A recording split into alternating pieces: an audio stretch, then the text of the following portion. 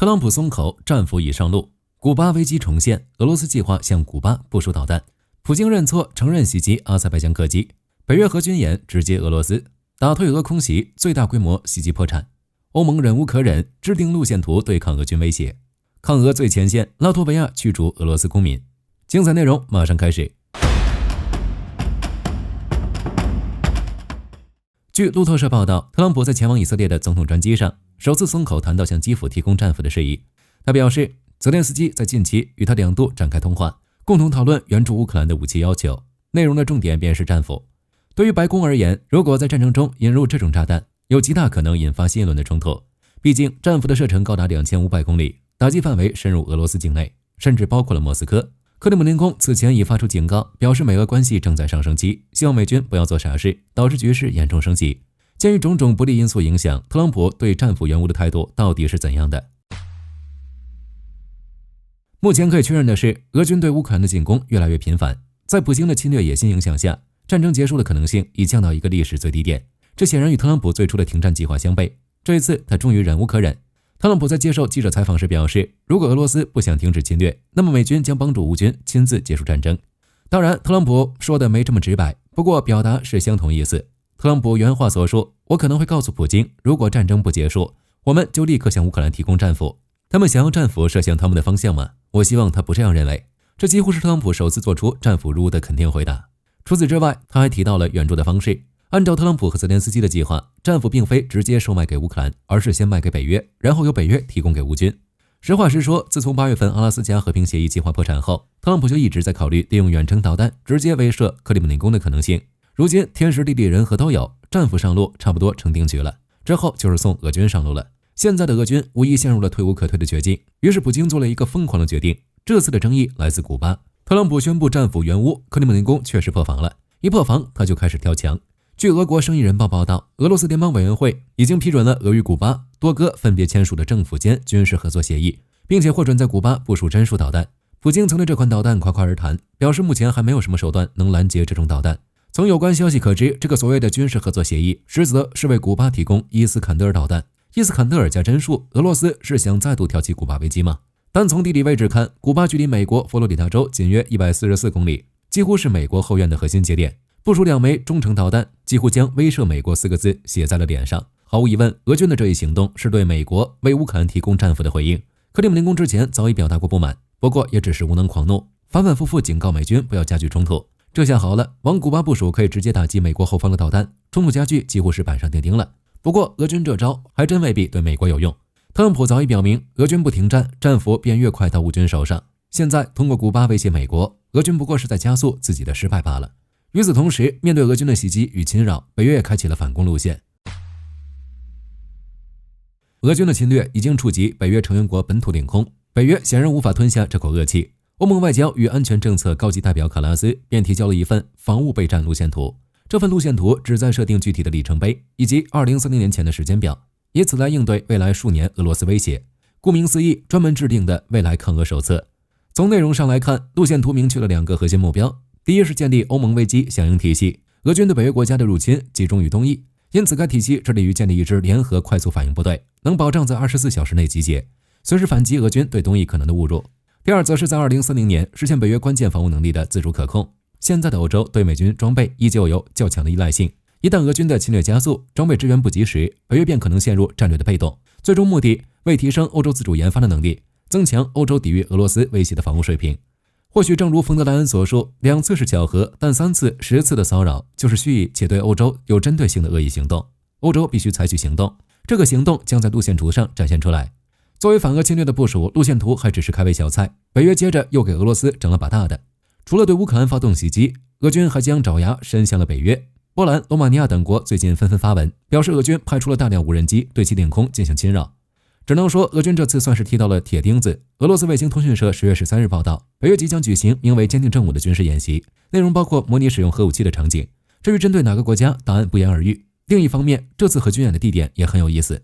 据英国金融时报引用北约官员的话，北约已经将俄罗斯边界定为军演的地点之一，特别是那些较偏远且不受防护的地区，进行军演的可能性更高。这一选择被认为是反击俄罗斯无人机和飞机侵犯北约国家领空的措施。不过北约还是比较有分寸的，北约秘书长吕特表示，该演习用于拟定全体人员的行动方案，不会实际使用核武器。这话就是表明，这次军演只是一次威慑，但北约不排除使用核武的可能。如果俄军还继续侵扰北约东翼国家，那么威慑就要变成威力了。北约的核军演让俄军也忍不住服软。俄罗斯联邦委员会副主席科萨切夫呼吁北约尽快停止军事基础设施东进，也就是放弃军演。这显然是不可能的。但所有人没想到的是，在科萨切夫之后，普京也跟着服软。在前往塔吉克斯坦首都杜尚别参加中亚峰会时，普京发表了一番令人震惊的言论。他承认了俄罗斯导弹袭击阿塞拜疆客机的事实，还向阿利耶夫进行了道歉。如果不是有图有真相，不少人恐怕还以为是哪里的洋葱新闻。因为普京和认错这两个字几乎没有一起出现的可能。事情的起因源自2024年的阿塞拜疆客机坠毁事件。起初，阿塞拜疆便对俄罗斯产生了怀疑，当时正值俄军南部防空演练之际，误击的可能性很大。俄罗斯却只做了模糊不清的回应，直到现在，普京才罕见道歉认错，承认了俄军负主要责任。不过大家先别急着夸俄罗斯浪子回头金不换，火力军要告诉大家，如果不是局势所逼，俄罗斯或许根本不会有公开认错的打算。早在几周前，俄罗斯就已经与阿塞拜疆政府展开秘密沟通，认错的时间和地点都定好了，因此将公开认错成为政治作秀更合适。在作秀的背后，是让俄罗斯汗流浃背的战略压力。目前，俄罗斯深受战俘威慑之苦，特朗普已经挑明要用武力帮乌克兰收复领土的想法。阿塞拜疆作为关键战略节点，又与土耳其保持着紧密的联系，俄罗斯不得不选择与阿修复关系，进而稳定土耳其，同样也能稳定南高加索的局势。所以对普京而言，嘴上虽然不停道歉，心里却全是生意。随着阿利耶夫会后表达对普京的感谢，一切看似都朝着利好俄罗斯的方向发展。殊不知，还有更多的麻烦正赶过来。例如，抗俄最前线的拉脱维亚，战争比的是军事实力，但更比财力。乌克兰现在已经掌握了抗击俄军最有效的办法，摧毁俄罗斯能源设施，就相当于打断了俄罗斯的经济命脉，让其陷入石油危机无法自拔。这一点也得到了美国的认可。据《金融时报》报道，数月来，美国一直在帮助乌克兰对俄罗斯能源设施发动远程打击，旨在削弱普京的战争经济，迫使他坐上谈判桌。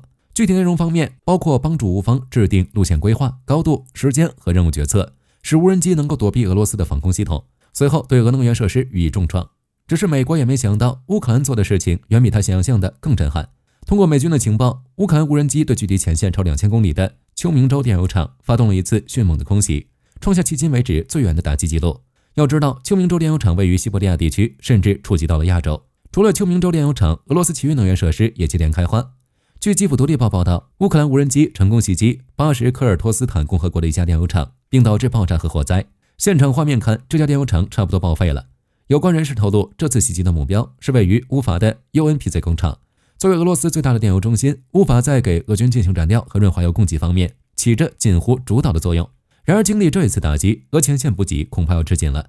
此外，乌克兰的能源打击行动还包括了电力厂。比尔格罗德州州长在媒体上发文称，该州发电厂遭到了无人机袭击，引发了剧烈的火灾。州长报告了当地未来可能陷入短期轮流停电的可能性。乌克兰的正义打击让俄能源陷入前所未有的窘境。目前，俄石油产量一跌再跌，未来能不能继续维持能源支持战争的计划，恐怕要开始打上一个疑问号了。除了对俄罗斯发起主动袭击，面对俄军的空袭，乌军也打了他一个措手不及。在10月9日至10日夜间，俄军又发起了几个月来规模最大的空袭之一，单次攻击就动用了近500件空中武器，包括多枚导弹与沙赫德式和其他类型的攻击无人机。俄军的意图很明显了，旨在压倒乌克兰的防御体系，并探测乌克兰防空网络的薄弱环节。面对来势汹汹的俄军，乌克兰是如何部署的？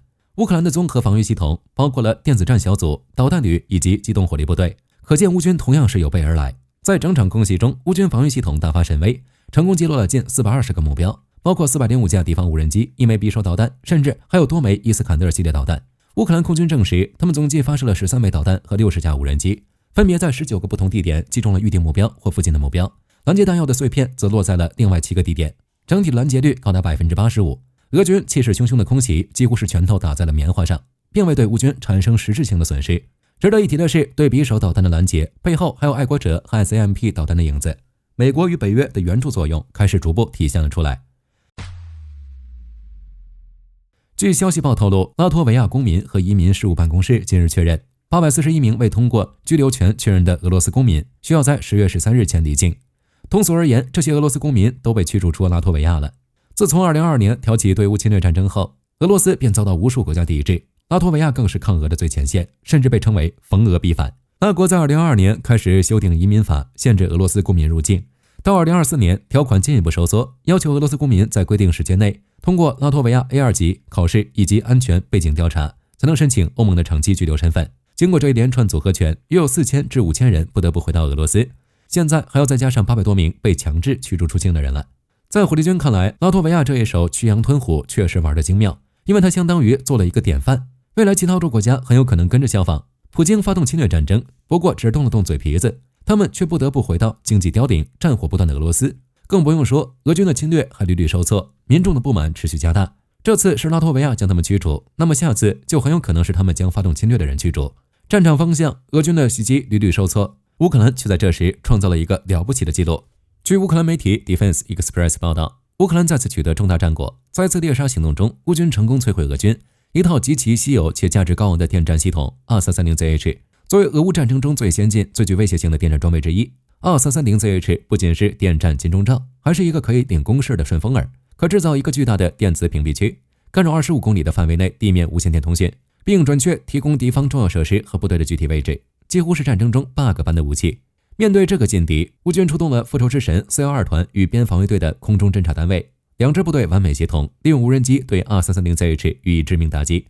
成功摧毁这套系统意味着俄军的顺风耳彻底聋了，同时也在前线制造出了一个电站的缺口，让乌军无人机与部队更好地进行侦察、补给与攻击任务。好了，今天关于一周资讯回顾就到这里。从特朗普终于松口，透露战俘驰援不动摇，到普京认错，乌军打退俄空袭，一周中发生了很多事，但绝不止以上这些。这些事件都表明俄军注定迎来失败的结局，而各位又对哪件事有什么看法呢？欢迎各位在评论区留言讨论。我是火力军，我们下期再见。好的，各位观众，今天给大家推荐一款 T 恤，不仅超有态度，还堪称性价比之王。首先，它超级轻，拿在手上轻飘飘，穿上身更是零负担，舒服到让你忘了它的存在。其次，面料具透气，就像会呼吸一样，就算在外面跑一天，也能保持干爽，彻底告别黏腻感。最关键的是，价格真的让我惊掉下巴，仅需很少的钱，你就能拥有这份清爽。质量和舒适度绝对远超这个价位，闭着眼入都不亏，多买几件换着穿也毫无压力。链接已经给你们上了，这种宝藏 T 恤手慢无，赶紧去抢。